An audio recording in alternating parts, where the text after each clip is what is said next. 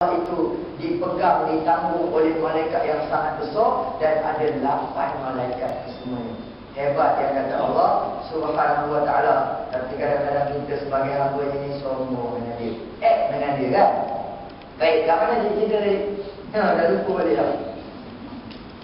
Oh, cerita malaikat Israel. Baik, Nabi kata juga orang beriman, kalau kita jadi orang baik, orang soleh, malaikat Israel dia datang cabut nyawa pelan-pelan, dia tarik daripada kaki.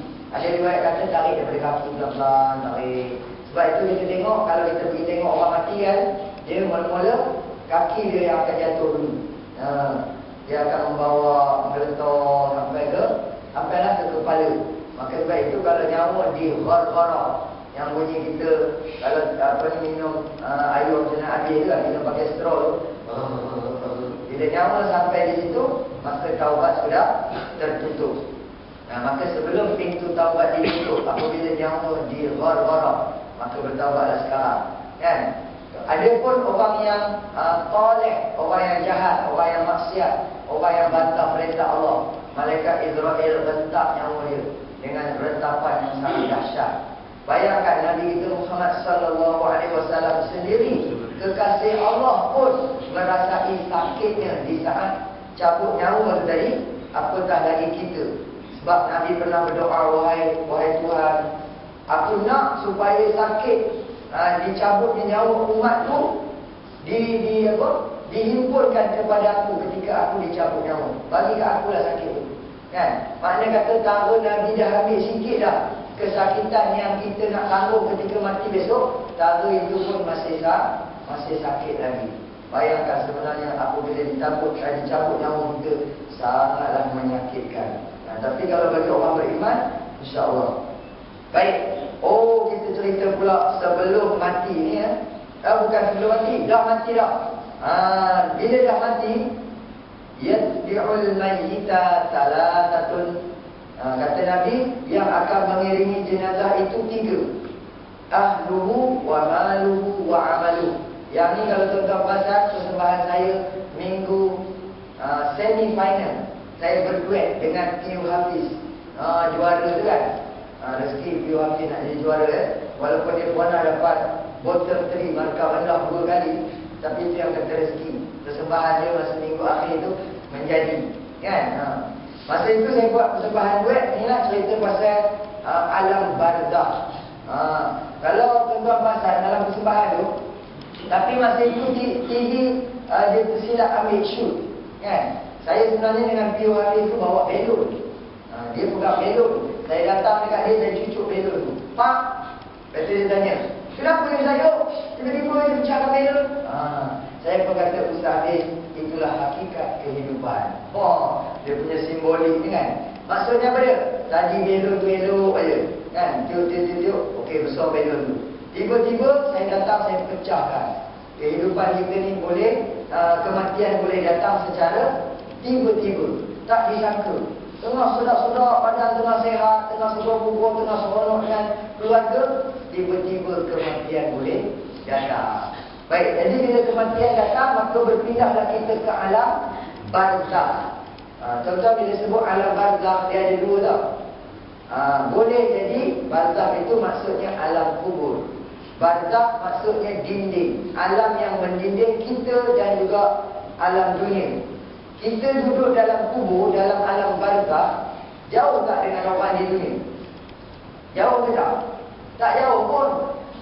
Berapa kaki dalam? Lebih 6 kaki dalam, 7 kaki dalam, 3 kaki lebar, 4 kaki lebar itu. Kita dengan orang di dunia jauh dekat? Dekat aja. Kita boleh nampak, tengok jalan, apalah kan, tak jauh. Kita duduk dalam tu. Tetapi oleh kerana alam itu barzakh, dia mendinding kita. Kita tak boleh cakap dengan orang di atas, tolong, hantarlah kopi ke apa ke, kahwin ni kan. Tak boleh tak.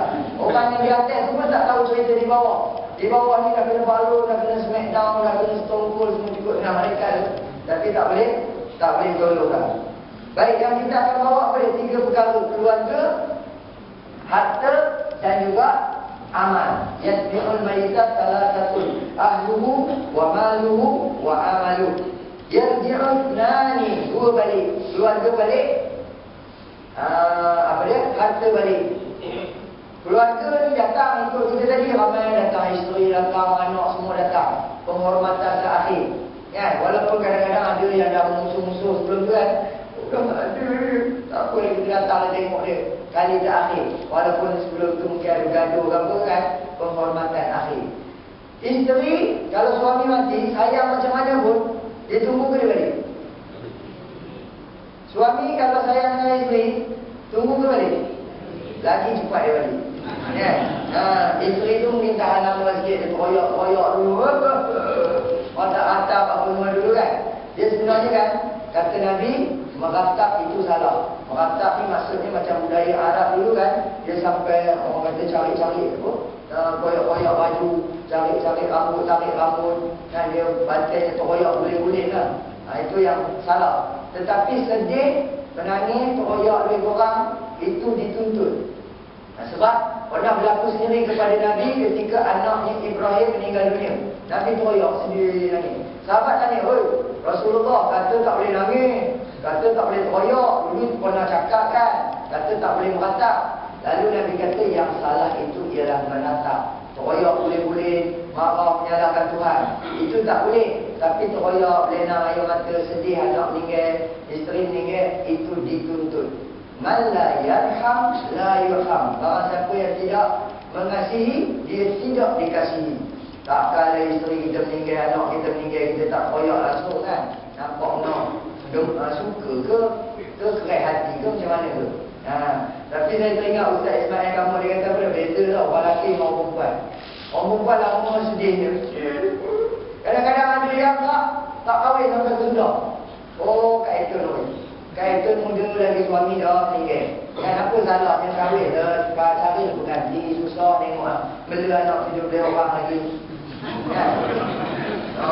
Apa kata Kak Eton ni? Tak ada penggantinya, abang lain baju dia. Tak ada penggantinya. Dia tu sepanjang ayat dengan dia baik orangnya. Tengok anak pun ramai power dia. Kan? Siapa yang power macam dia susah. Jadi dia lakak benda anak ni 17 orang ni pun tak apa, susah-susah lah sampai betul. Orang perempuan dia cekal, dia tak mau. Padahal dia lemah, tetapi dia kuat semangat. Orang lelaki macam mana? Orang lelaki kalau isteri meninggal boleh tahan lama tak? Boleh tahan lama tak? Baik, sebenarnya orang lelaki ni dia sedih tak kalau isteri dia meninggal? Sedih ke tak? Agak-agak lah orang perempuan kan, orang lelaki ni sedih tak? Baik, saya bagi tahu ni ya. Ini rahsia kami tau. Sebenarnya kami sedih. Siapa kata tak sedih? Kami sayang isteri. Kami sedih. Tapi takat sedihnya 3 hari. Leha, aku nampak kamu leha. Kan, mana kamu dah tak ada sekali. Aku pergi ke dapur nampak terlibat kamu leha. Kamu tengah masak lah, kamu tengah berkain.